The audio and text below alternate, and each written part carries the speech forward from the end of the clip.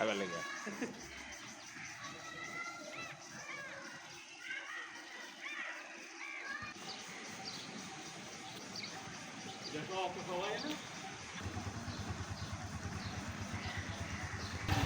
হ্যাঁ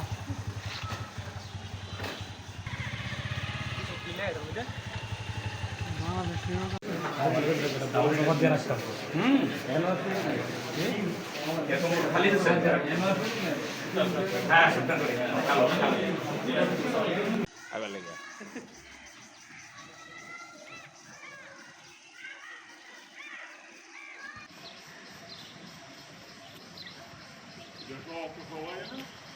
গোপন সূত্রের ভিত্তিতে প্রাপ্ত তথ্য অনুযায়ী জানা যায় যে অত্র উপজেলায় নির্বাচন কার্যালয়ে কর্তব্যরত একজন কর্মী অবৈধ উপায়ে আর্থিক লেনদেনের বিপরীতে নাগরিক তথ্য বিভিন্ন ব্যক্তিকে হস্তান্তর করে আসছেন।